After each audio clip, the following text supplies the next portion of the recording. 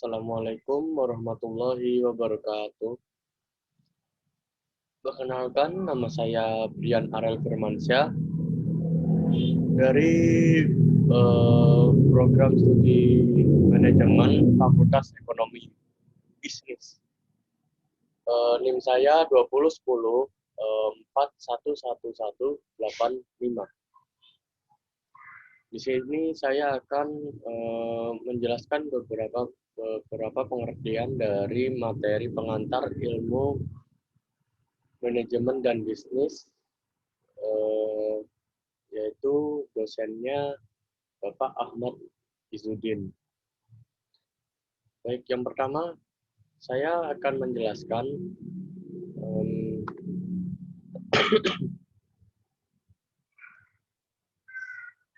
pengertian dari bisnis.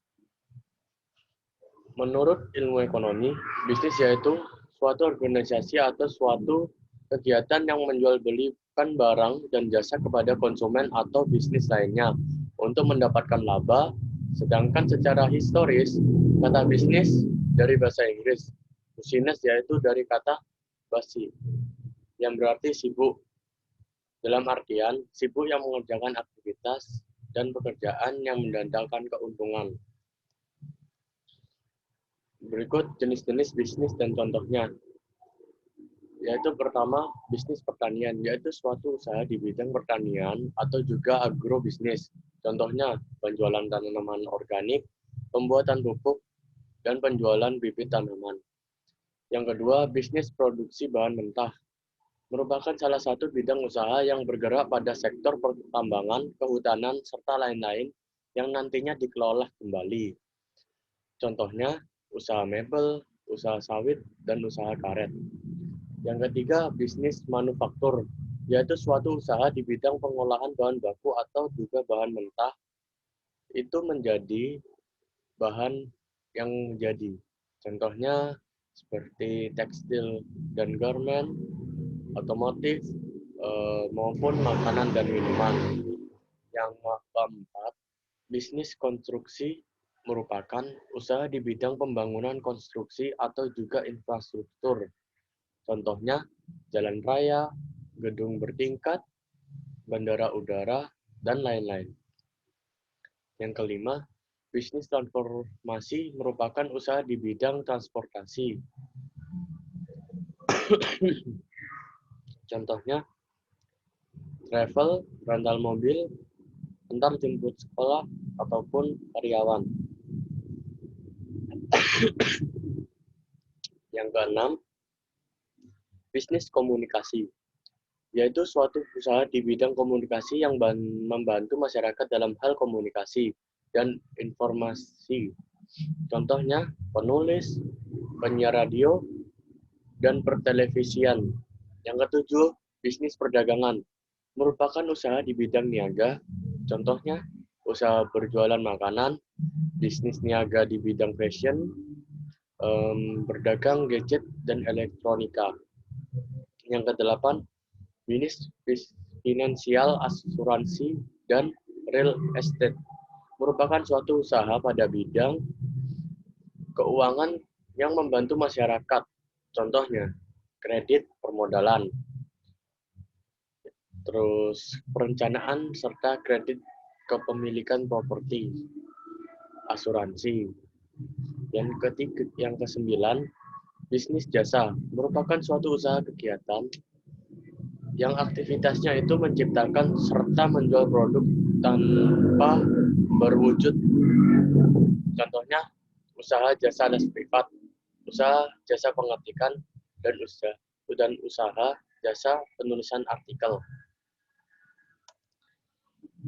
Baik, selanjutnya pengertian dari manajemen.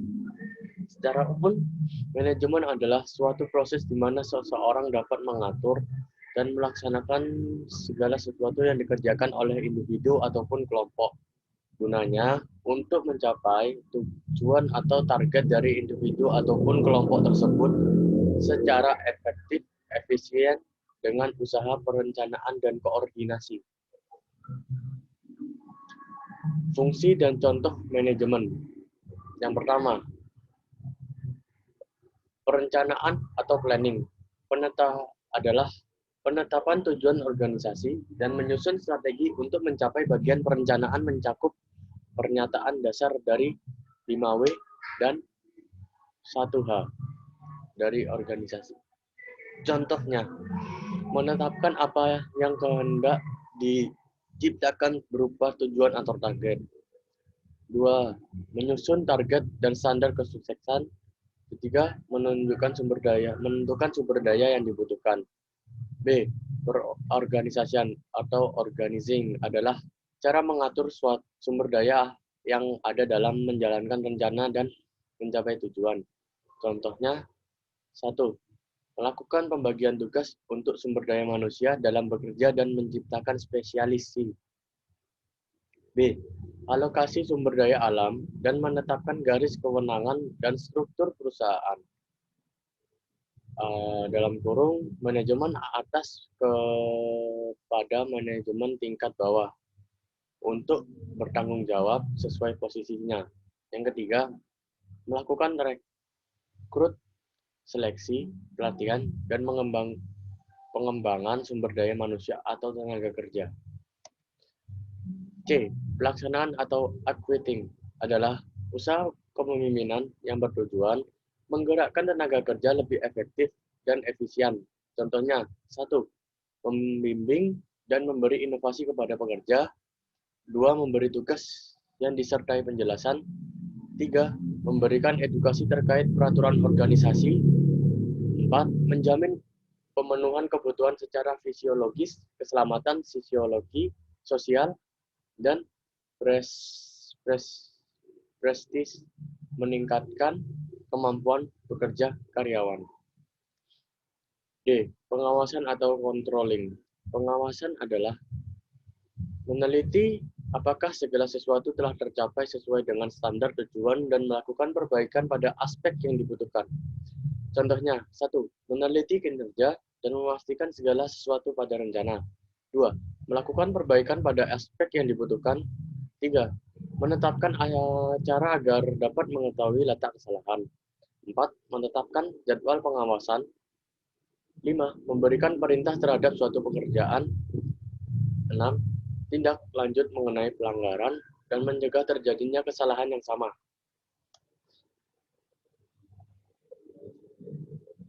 Selanjutnya, pengertian controlling.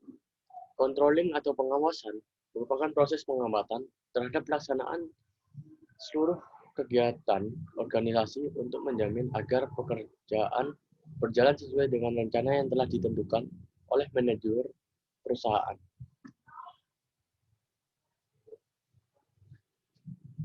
Jenis-jenis dan fungsi controlling serta contohnya.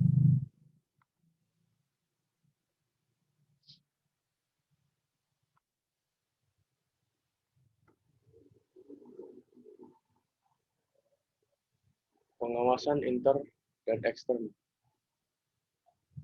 Intern merupakan pengawasan dilakukan oleh orang atau badan yang ada di dalam lingkungan unit organisasi yang bersangkutan.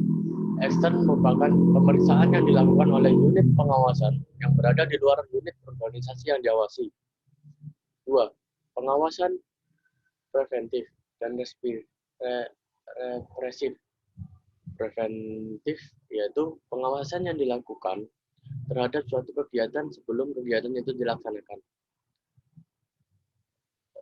Represif yaitu pengawasan yang dilakukan terhadap suatu kegiatan setelah kegiatan itu dilakukan.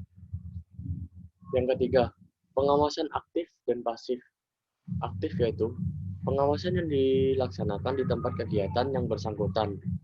Sedangkan pasif yaitu pengawasan melalui penelitian, pengujian terhadap surat-surat pertanggungjawaban yang disertai dengan bukti-bukti penerimaan pengeluaran. Yang keempat, pengawasan kebenaran formil menurut hak Regulated Head dan pengeluaran Dulmety Head untuk menghindari korupsi, penyelewengan, dan pemborosan anggaran agar sesuai dengan rencana.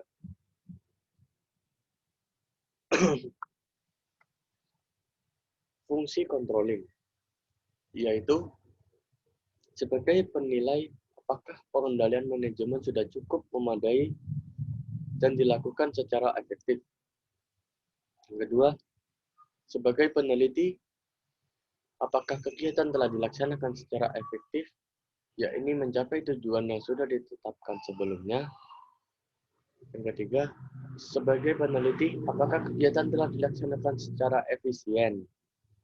Contohnya, yang pertama, menetapkan standar pelaksanaan kegiatan usaha.